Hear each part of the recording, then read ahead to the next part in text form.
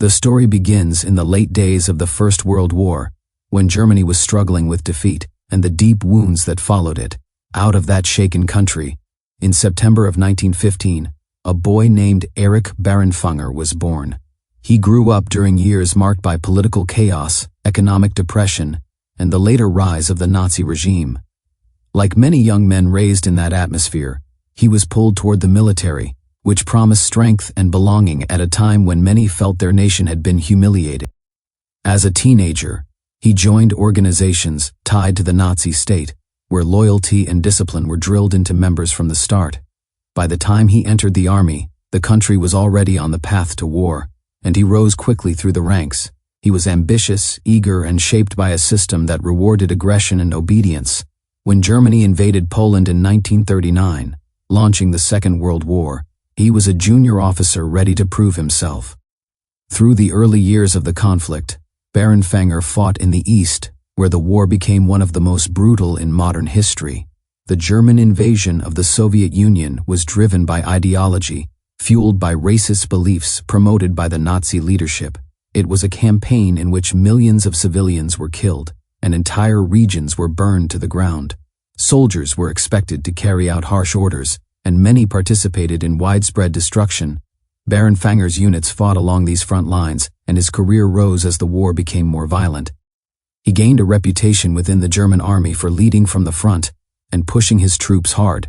His superiors saw him as bold and aggressive. The system he served valued officers who showed no hesitation in following orders, no matter how destructive. Because of the way the Nazi state handed out awards to encourage loyalty and sacrifice, he received several decorations, each one tying him more closely to a government responsible for enormous suffering. His rise continued even as the war turned against Germany. After early advances, the German army became trapped in a long retreat across the Eastern Front. Entire cities had been wiped out, and millions of people were dead or displaced. The Soviet army began to push back with overwhelming force. Still, Hitler demanded that his commanders hold territory at any cost, even when defeat was certain.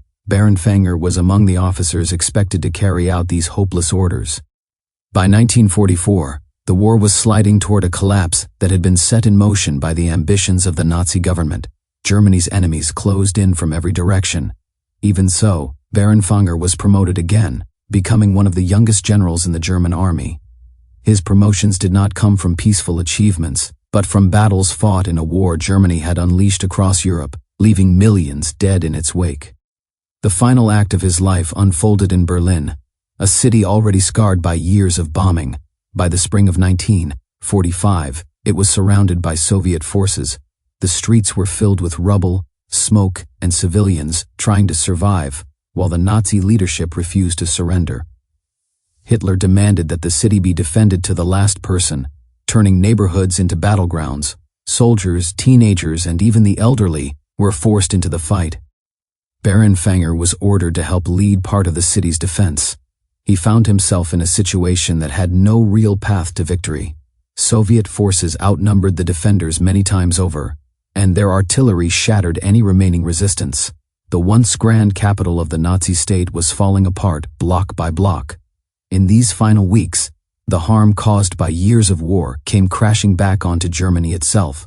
The violence the regime had pushed outward now returned in full force. Inside the city, chaos ruled. Command structures broke down, and civilians tried to flee through the ruins while shells fell around them.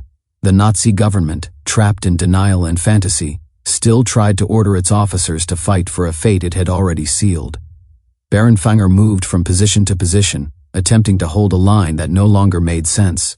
Whatever choices he made, they played out in the shadow of a war Germany had started, a war that had killed millions of people across Europe, including countless civilians murdered under Nazi policy.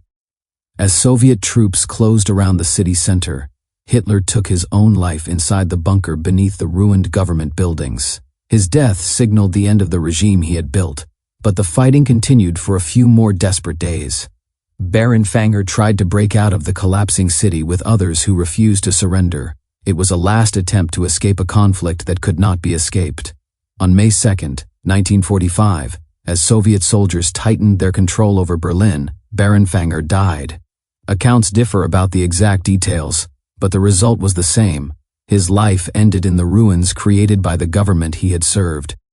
After the war, Germany and the rest of the world faced the enormous task of understanding what had happened and how so many people had been drawn into a system that caused so much destruction. Historians studied the structures of Nazi power, the ideology that fueled it, and the individuals who rose within its ranks.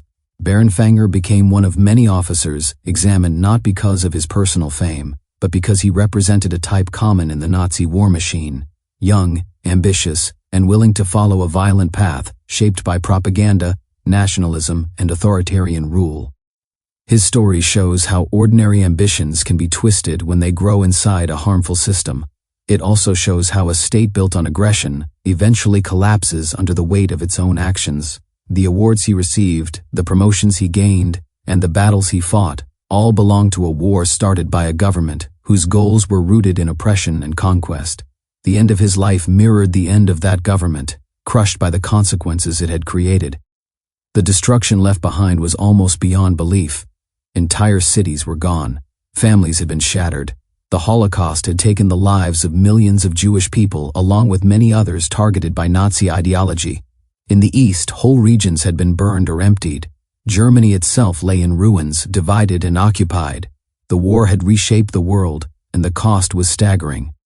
Understanding figures like Barenfanger matters not because of any glory in their story, but because of the warning their lives carry. He was a product of a system that demanded obedience and rewarded violence.